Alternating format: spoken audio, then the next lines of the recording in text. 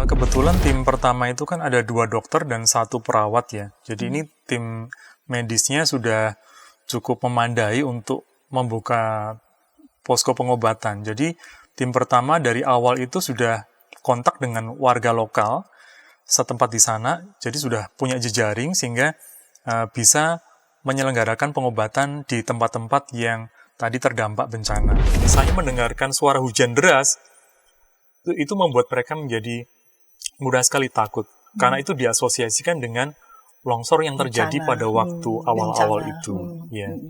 Jadi dari informasi tersebut, kami memberikan pendampingan tambahan untuk beberapa anak ini. Jadi kami kumpulkan, kami berikan pendampingan lebih lanjut begitu. Memang seharusnya di tingkat universitas mulai memikirkan sebuah tim bencana atau persiapan untuk bencana di mana terdiri dari berbagai fakultas, berbagai prodi yang harus menyiapkan diri, jadi para dosen ya, dan bahkan melibatkan alumni serta berkolaborasi misalnya dengan YKB, sedemikian sehingga apapun bencananya, ketika itu terjadi kita sudah siap.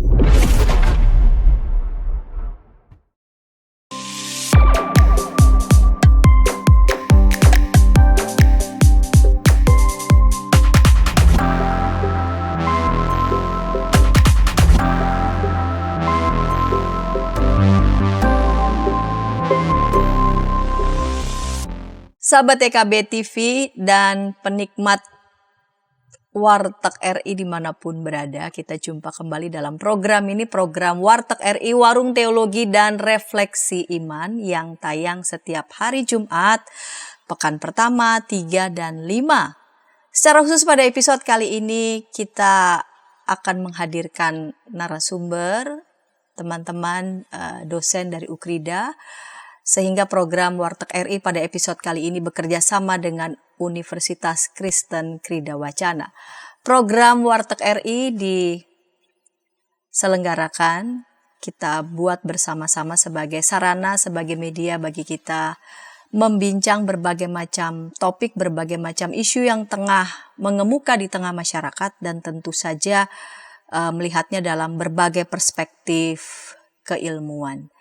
Episode kali ini kita membincang tentang pendampingan untuk pemulihan kesehatan fisik dan mental pasca bencana. Saya sebagai pemandu percakapan dan pelayan Warteg, Pendeta Santiadi Manurung.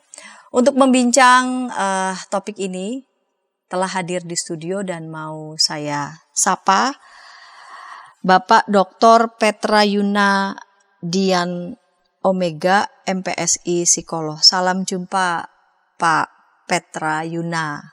Salam jumpa. Ya Pak Petra, terima kasih untuk kesediaan di episode ini bersama dengan UKRIDA. Kita hendak membincang pendampingan untuk pemulihan kesehatan fisik dan mental. Yang selain Bapak Petra, nanti kita juga akan berbincang dengan Ibu Dr. Yosefin Sri Sutanti yang masih kita nantikan karena ada sedikit traffic di jalan.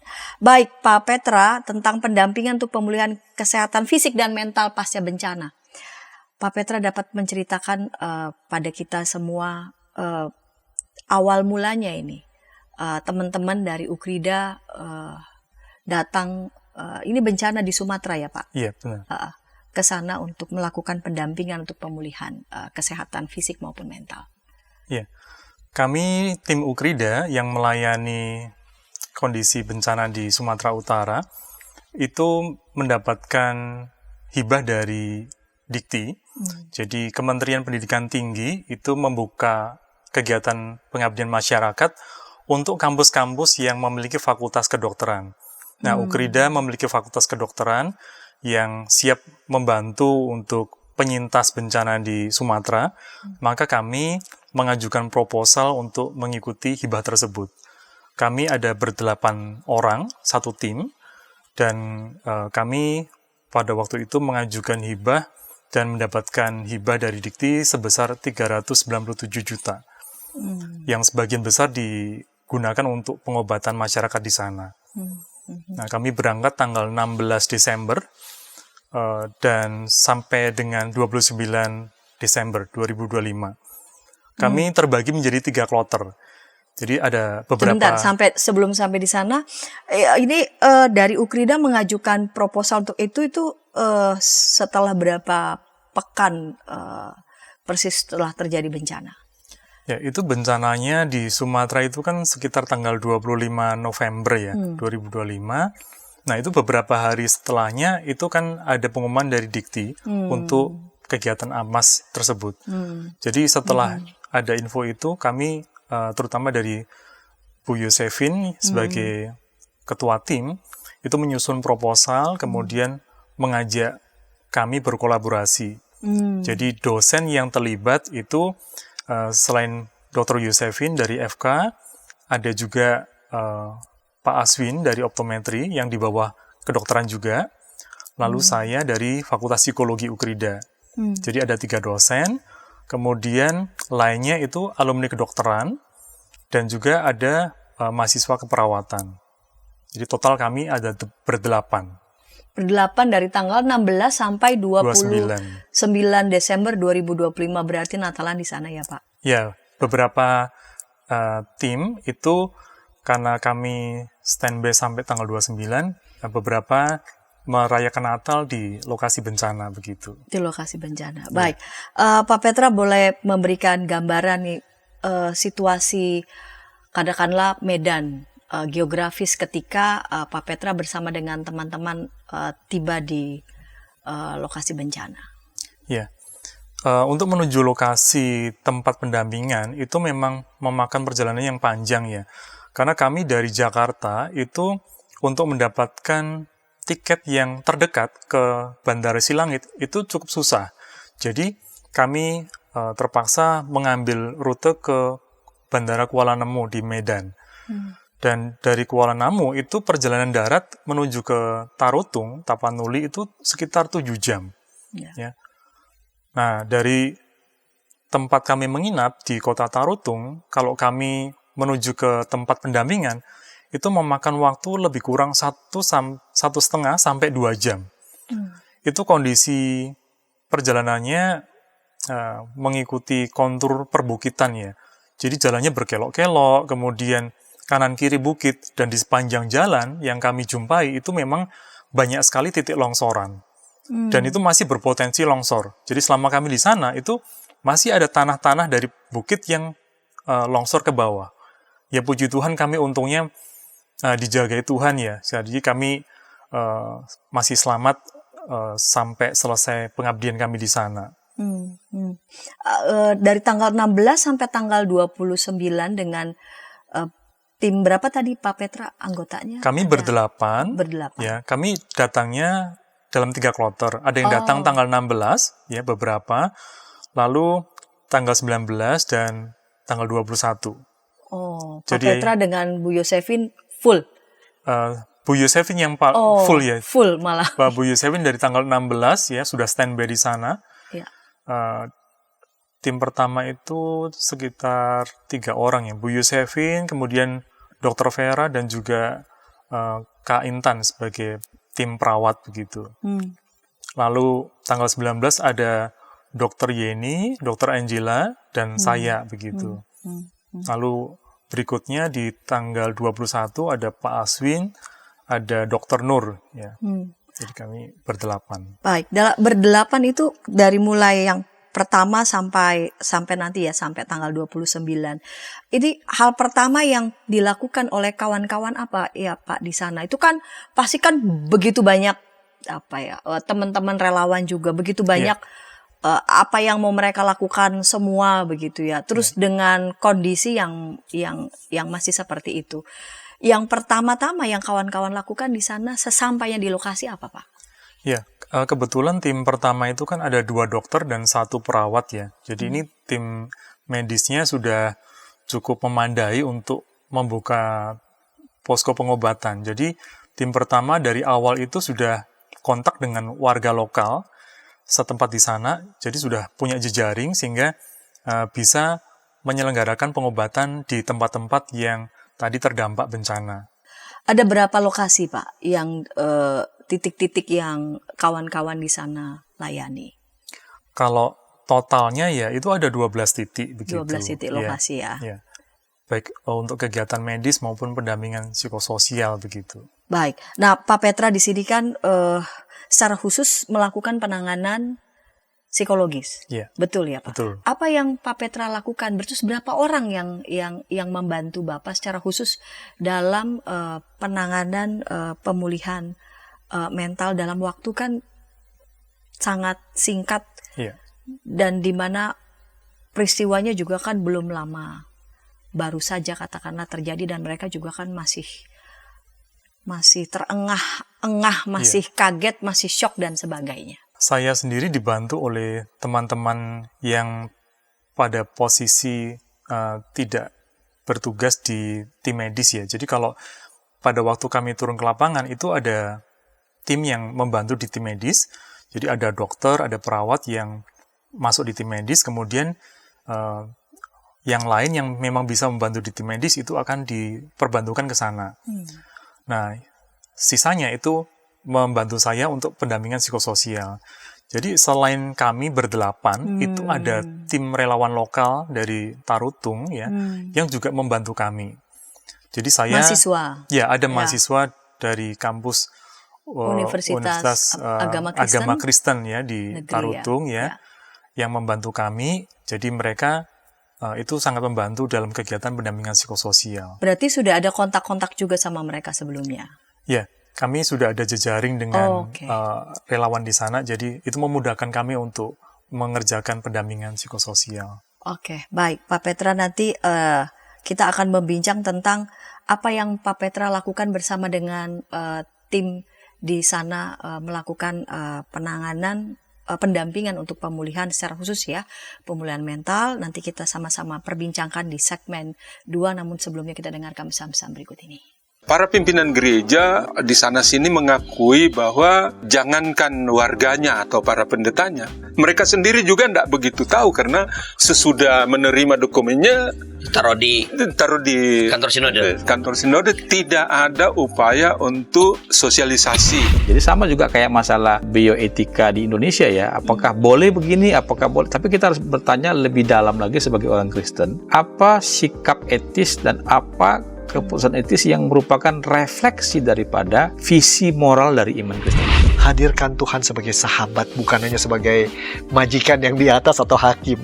Hadirkan Tuhan sebagai sahabat kita juga, yang mau mendengar, mau meraih, yang kamu bisa seadanya dengan dia, yang kamu bisa nikmati kehadirannya. Kalau gereja bisa lakukan itu, apapun alirannya, saya kira Gen Z akan merasa ini rumah. Ternyata masih banyak komunitas kita yang tanpa sadar budaya hierarkis di dunia itu dibawa masuk ke gereja. Bagaimana sikap majelis, sikap anggota jemaat terhadap sapam gereja, terhadap pekerja gereja, itu kita kadang-kala tidak memperlakukannya sebagai sahabat, tapi ya pesuruh aja yang ya udahlah.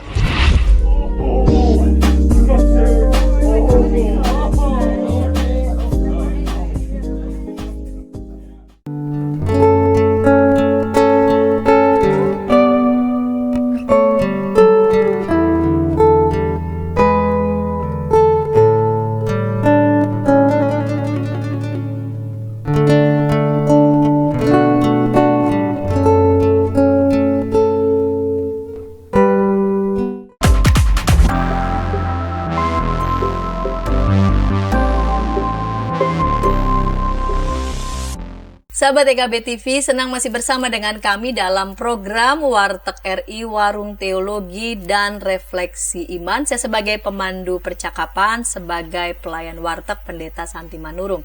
Sahabat EKB, di segmen yang pertama sebelumnya saya sudah sempat menyampaikan narasumber pada episode kali ini. Selain Dr. Petra Yunadian Omega MPSI psikolog, juga ada Dr. Yosefin Sri Sutanti MS SPOK, dan Ibu Yosefin sudah ada bersama-sama dengan saya dan Pak Petra di studio, dan saya mau sapa lebih dulu. Salam jumpa Ibu Yosefin. Salam Terima jumpa. kasih untuk kesediaan pada episode kali ini bekerja sama. Ini program Warung Teologi dan Refleksi Iman, khusus setiap Jumat pekan kelima, program ini bekerja sama dengan kampus Universitas Kristen Krida Wacana Ukrida.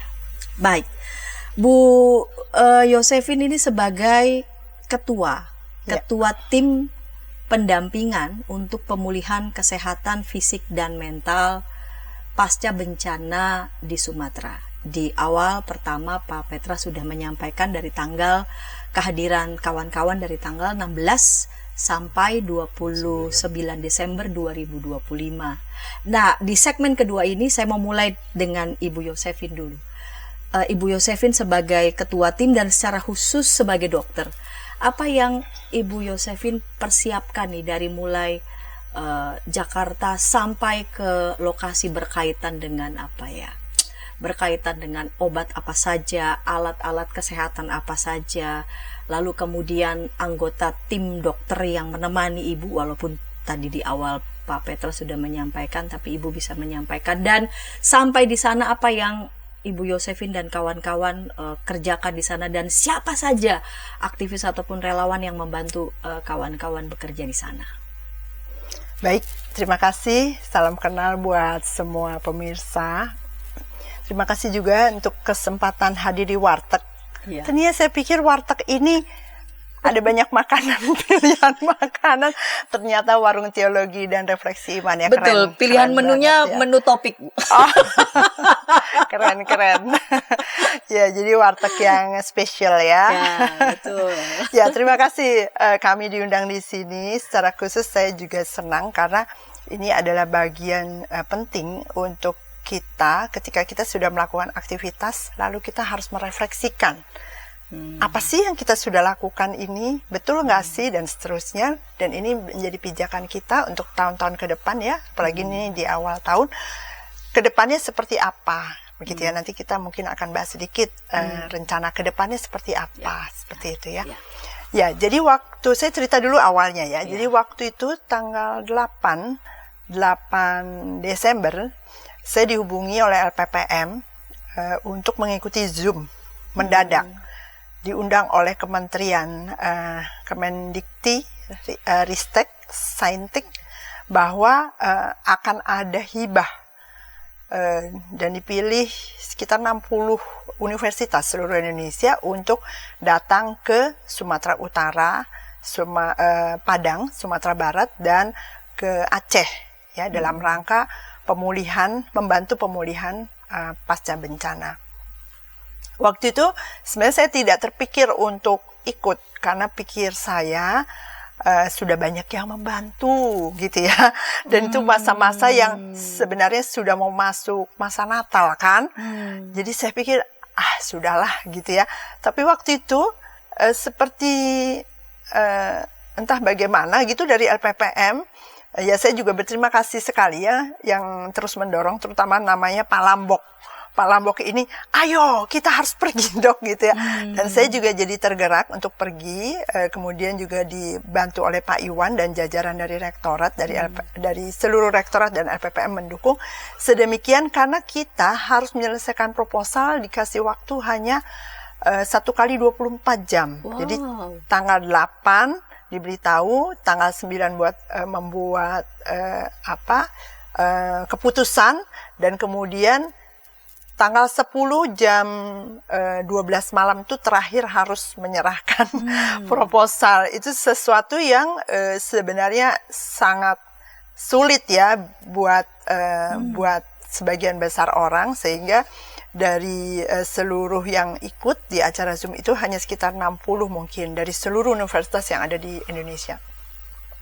Tapi puji Tuhan, karena saya melihat itu sebenarnya adalah kesempatan kita untuk bisa berbagi.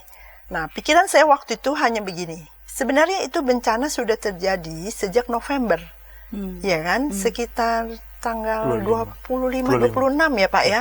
Jadi artinya ketika kita datang itu sudah hampir dipastikan tidak ada lagi korban dalam arti kata patah tulang, kemudian luka-luka, begitu ya. Sehingga waktu itu saya berpikir bahwa tim harus terdiri dari selain tim medis dalam arti untuk pengobatan juga harus tim psikologi.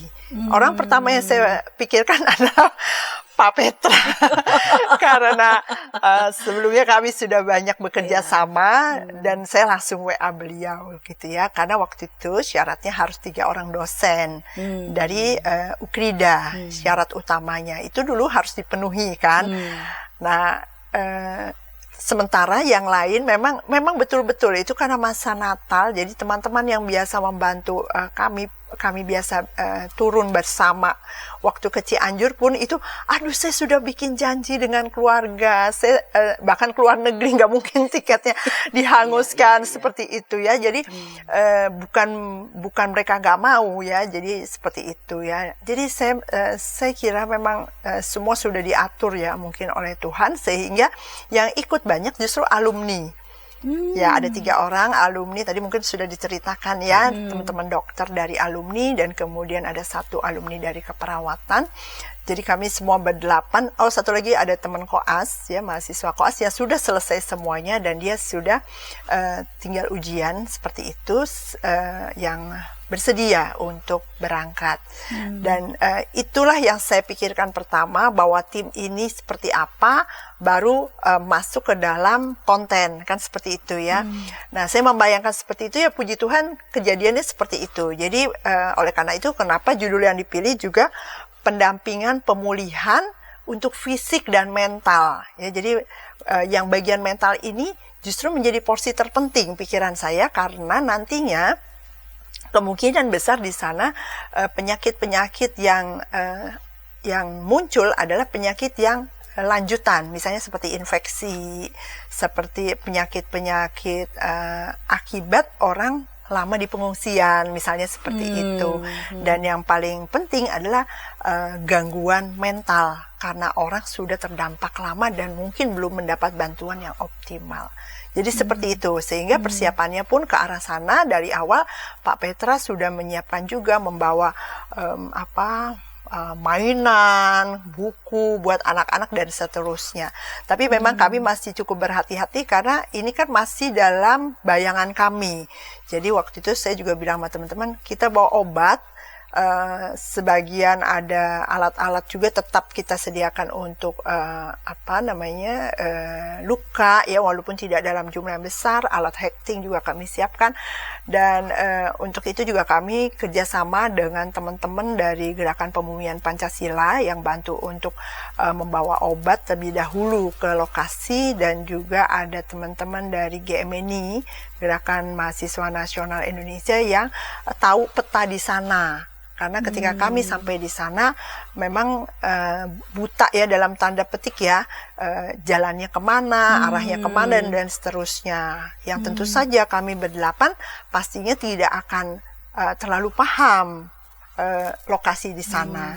Yaitu mohon maaf ya, itu sangat berbeda ketika kami ke Cianjur. Waktu itu sangat dibantu oleh GKI Jawa Barat, karena di sana sudah ada GKI Jawa Barat itu sudah ada tim sendiri, dan mereka sudah memang tinggal di sana, penduduk di sana. Kami sangat terbantu. Waktu itu saya juga ketua tim di sana, dan ini berbeda sekali karena saya harus mulai memikirkan di mana menginap, bagaimana makan untuk relawan, kemudian hari ini kemana, besok kemana, dan seterusnya. Itu luar biasa, yang sebelumnya saya tidak terlalu membayangkan sampai sedetail itu.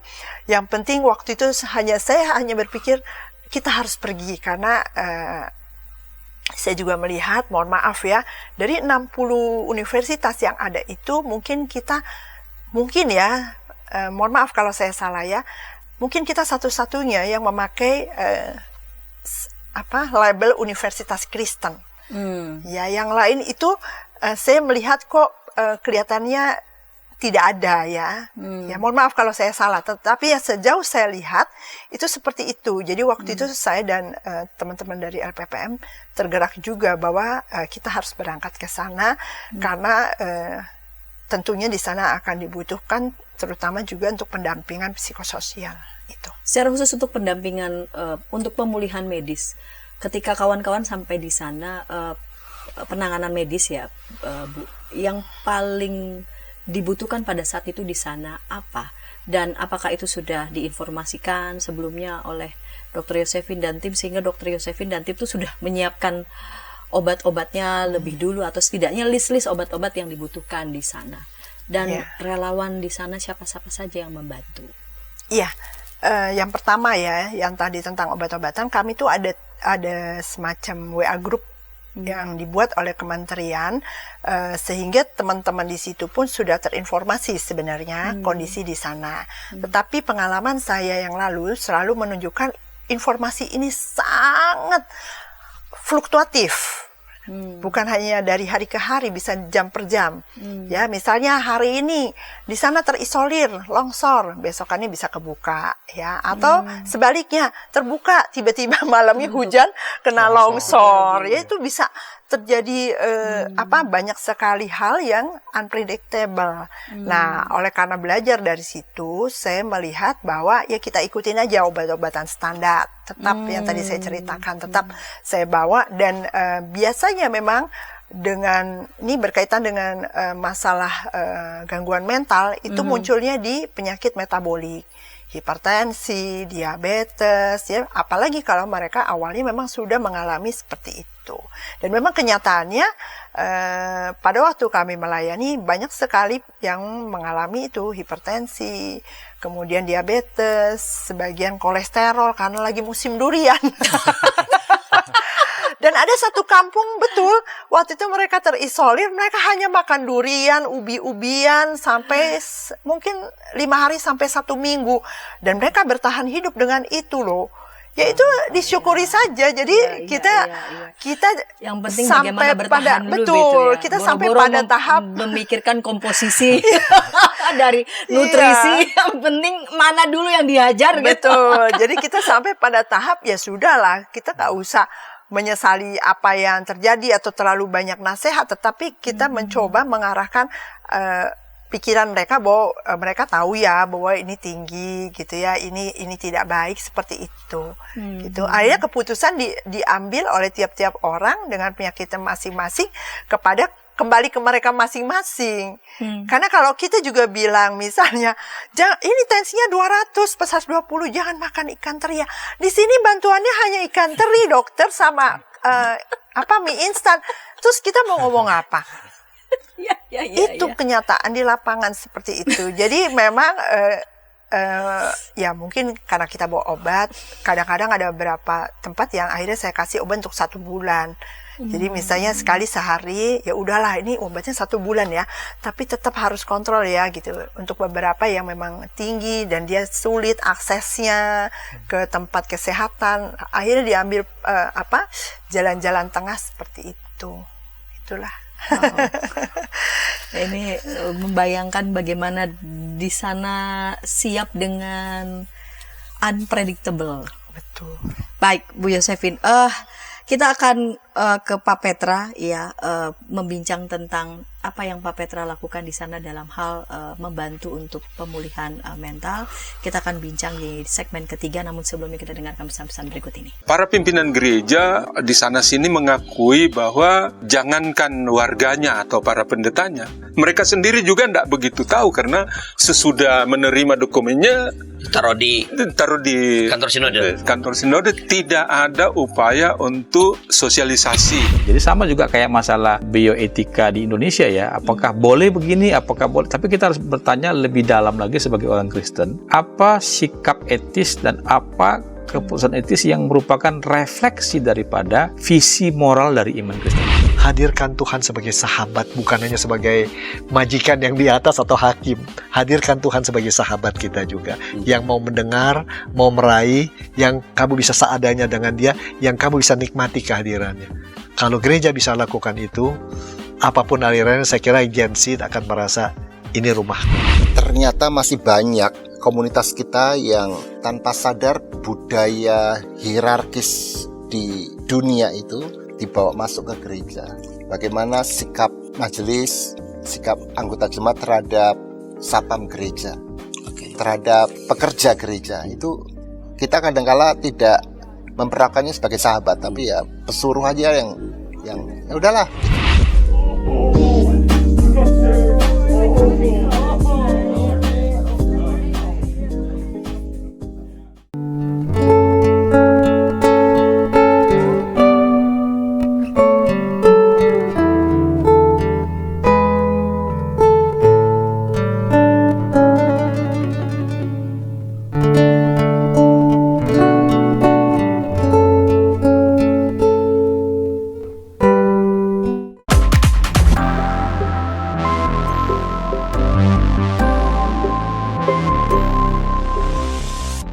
Sahabat EKB TV, sahabat Warteg RI, senang masih bersama dengan kami dalam program Warteg RI Warung Teologi dan Refleksi Iman.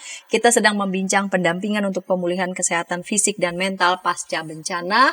Saya sebagai pemandu Warteg, pelayan Warteg, pemandu percakapan, Pendeta Santiani Manurung mengajak sahabat dapat berinteraksi di kolom komentar yang sudah tersedia. Kita tiba di segmen ketiga ini.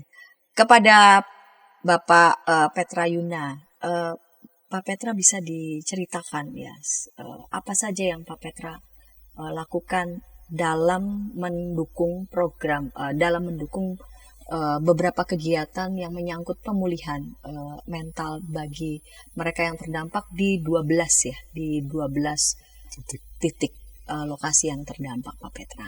Ya, kami melakukan pendampingan psikososial untuk segmen yang rentan ya, terutama anak-anak yang usianya 12 tahun ke bawah atau SD ke bawah begitu. Jadi kebanyakan yang masih sekolah di SD atau kalau yang TK dan di bawahnya itu juga banyak anak-anak yang ikut, kami pun juga dampingi begitu. Kemudian kaum yang lansia ya, itu juga kami dampingi. Yang kami kerjakan itu ya diantaranya kalau buat anak-anak kami memberikan psikoedukasi terkait dengan bencana lebih dahulu. Kami mengajak mereka untuk memahami bahwa masa-masa saat ini itu kan rentan dengan hujan deras yang itu bisa memicu longsor di mana-mana. Sedangkan kontur di daerah mereka di Tapanuli itu mayoritas memang perbukitan ya. Jadi kampung-kampung mereka itu dikelilingi oleh perbukitan di kanan kirinya. Jadi sepanjang jalan kami menuju ke lokasi itu kanan kirinya memang perbukitan dan itu memang rawan longsor ya, dan di titik-titik tertentu itu juga rawan dengan banjir. Jadi kami mengajak mereka memahami lingkungan mereka masing-masing, kampung mereka, ketika mereka menghadapi situasi cuaca hujan, mereka diarahkan untuk bermain di sekitar rumah yang aman, menjauhi titik-titik yang ada perbukitan, yang itu bisa longsor di tempat mereka. Jadi mengajak mereka untuk bermain di tempat-tempat yang aman. Jadi secara fisik mereka aman lebih dahulu, kemudian kami lanjutkan dengan pendampingan psikososial berkaitan dengan psikis mereka. Kami mengajak mereka untuk melakukan relaksasi yang kami modifikasi untuk anak-anak. Relaksasi ini untuk membuat mereka menjadi lebih rileks ya. Jadi ada relaksasi untuk nafas gitu ya. Itu kami mengajak mereka untuk menghirup bunga imajinasi. Jadi mereka membayangkan bunga-bunga yang aromanya harum begitu ya. Kemudian mereka menarik nafas seolah-olah mencium aroma bunga itu. Ya. Misalnya mereka membayangkan bunga mawar yang harum begitu. Nah itu mereka bayangkan kemudian mereka hirup begitu. Nah itu dilakukan berulang kali. Itu sebagai bentuk relaksasi nafas ya. Kemudian relaksasi otot itu juga bisa mengendurkan otot-otot tubuh mereka supaya menjadi lebih rileks. Ya kami modifikasi dengan membentuk benda-benda seperti batu gitu ya. Kemudian membentuk pohon yang tertiup angin yang nanti bisa menjadi lebih rileks lagi. Sehingga ketika mereka mengencangkan tubuh mereka ya, seperti batu tadi, kemudian berganti membentuk pohon yang tertiup angin, itu tubuh mereka beralih dari tadi yang tegang ya menjadi lebih rileks. Nah itu dilakukan berulang kali. Kemudian kami mengajak mereka untuk melakukan katarsis emosi ya. Kan selama mereka mengalami bencana ya, situasinya menjadi susah gitu ya. Kami mengajak mereka untuk mengeluarkan emosi mereka ya dengan bermain bersama-sama ya. Itu untuk anak-anak? Ya, untuk anak-anak. Jadi emosi mereka bisa diekspresikan. Kemudian ada media art terapi ya, dengan menggunakan media gambar, mewarnai, itu bisa mengekspresikan emosi mereka juga lewat goresan-goresan yang mereka tuangkan lewat gambar tadi. Nah, kalau untuk orang tua yang lansia, itu kami dampingi untuk melakukan relaksasi nafas dan juga relaksasi otot. Kalau untuk lansia, itu dilakukan lebih dalam bentuk formal, tidak seperti anak-anak, karena tadi yang anak-anak kan butuh variasi kegiatan supaya menarik perhatian mereka. Kalau untuk orang tua bentuknya lebih formal begitu. Jadi orang tua yang lansia tadi juga dibantu untuk bisa lebih rileks tubuhnya, sehingga nanti kalau mereka istirahat juga bisa lebih nyenyak untuk tidurnya. Seperti itu gambarannya. Pelaksanaan proses pendampingan tadi mental itu bagi lansia dan anak-anak. Iya. Yang tengah-tengah begitu, maksud saya yang di usia-usia yang produktif, yang sudah anak kayak remaja, pemuda atau sebelum lansia itu ada juga, Petra. Iya. Ada remaja yang ikut dalam pendampingan anak. Jadi di tempat-tempat tersebut itu yang remaja itu ada beberapa. Jadi yang remaja tadi ikut bergabung di kelompok anak-anak. Jadi kami masukkan sekaligus dalam kelompok ya. anak-anak. Jadi mereka juga terdampingi di situ. Kalau yang kelompok dewasa awal begitu ya, dewasa madya, itu memang tidak secara khusus didampingi dengan pendampingan psikososial. Hanya beberapa orang yang secara spesifik itu kami dampingi karena situasinya memang sangat spesial ya. Jadi ada orang tua yang kehilangan 3 orang anaknya, kehilangan ibunya, kehilangan keponakannya dan kehilangan adiknya sekaligus dalam satu malam, berenam ya. Nah ini kami dampingi, kami mampir ke rumahnya, kami ajak berdiskusi, kami mendampingi mereka juga ke makam mereka ya. Jadi dalam proses berduka itu kami melakukan pendampingan seperti itu. Dan kami bertukar nomor telepon. Nanti ketika mereka sudah siap, kami akan dampingi secara online begitu, lewat video call kalau nanti mereka sudah siap. Jadi situasinya seperti itu, Bu. Itu di 12 titik berarti setiap hari berganti atau bagaimana? Setiap hari begitu ya. Jadi di hari ini misalkan di desa A begitu ya, lalu kemudian mengumpulkan anak-anak, lalu kemudian ada lansia, lalu kemudian dilakukanlah hal-hal seperti yang tadi Pak Petra lakukan. Itu dilakukannya di mana? Di gedung, berarti saya bayangkan berarti ada gedung yang tertutup tapi juga ada area terbuka. Iya, kami memang menyesuaikan dengan kondisi di lapangan, Ibu ya. Jadi kalau mereka yang misalnya di Sibalanga, desa Sibalanga, mereka mengungsinya di gereja. Jadi gereja itu dipakai untuk mengungsi. Kalau siang begitu, barang-barang yang untuk dipakai tidur gitu ya, itu disingkirkan ke pinggir dulu, sehingga tengahnya bisa untuk aktivitas warga. Nah, itu yang pendampingan ke anak-anak kami lakukan di gereja, di gereja HKBP, kemudian di desa terdekatnya itu juga ada yang ngungsi di gereja HKI ya. Ya. Kemudian ada yang di gereja HKBP di sekolah Simanga, namanya Pak. Yang terakhir itu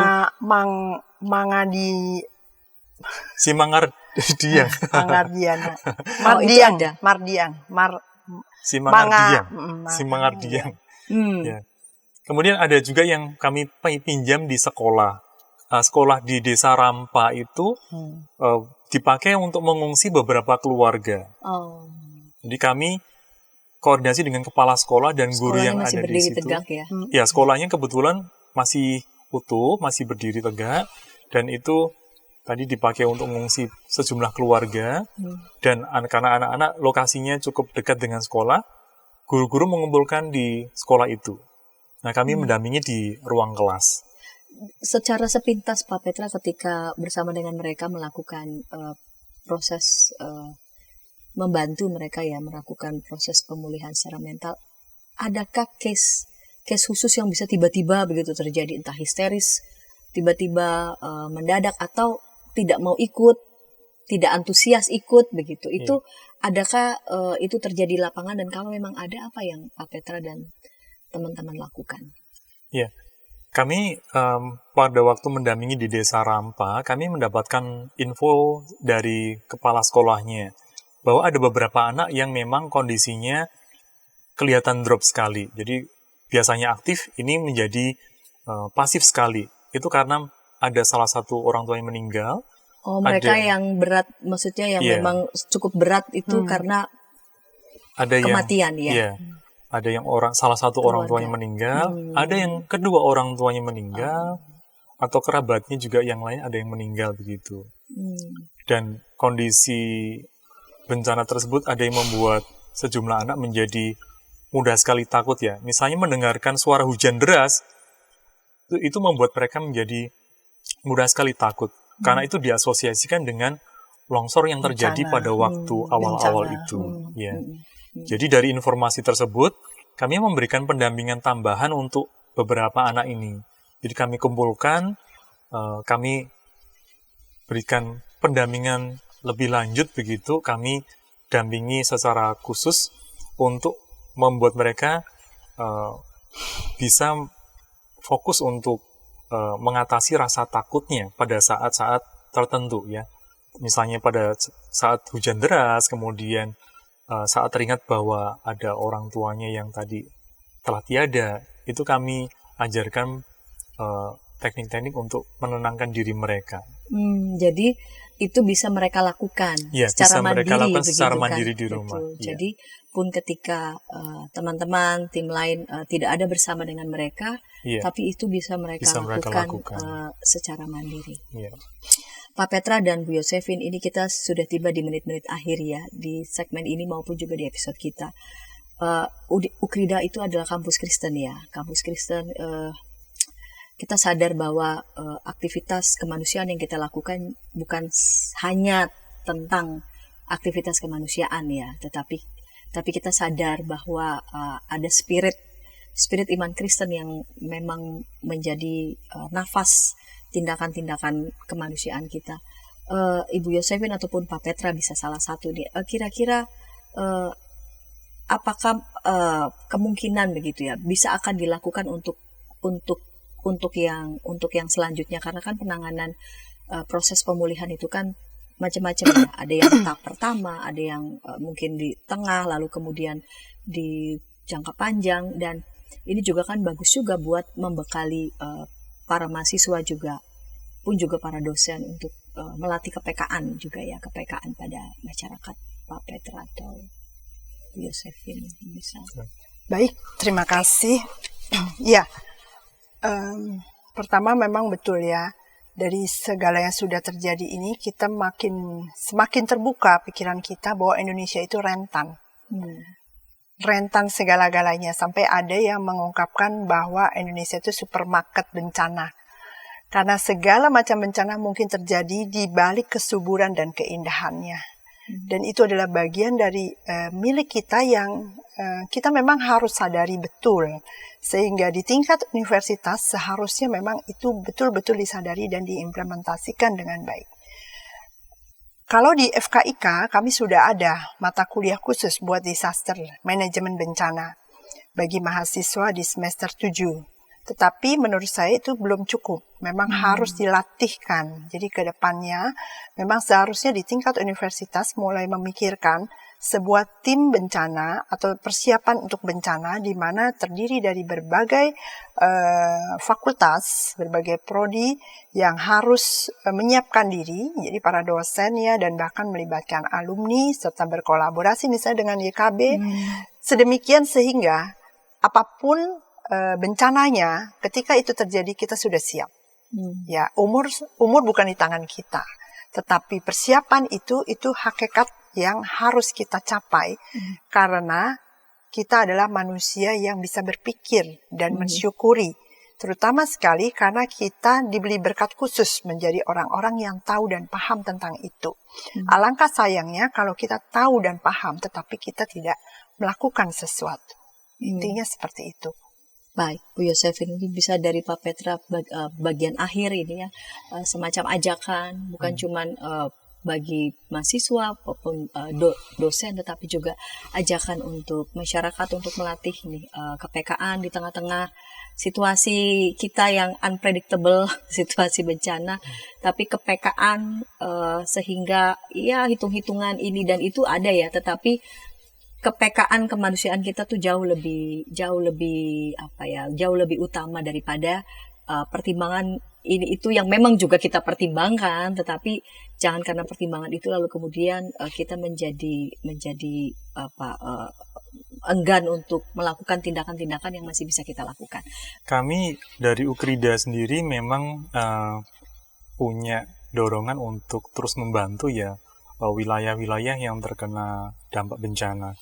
Memang khususnya dari psikologi, saya dan tim mahasiswa itu sudah berulang kali terjun di bidang kebencanaannya, seperti di Lombok, di Palu, kemudian 2 tahun lalu kami ke Lewotobi juga saat erupsi Gunung Lewotobi. Ya. Jadi mahasiswa dan tim dosen itu sudah berulang kali terjun ke lapangan, dan pada waktu Natal kemarin kami kolaborasi FK, optometri, kemudian psikologi ya, dan alumni juga mendampingi di Sumatera gitu ya.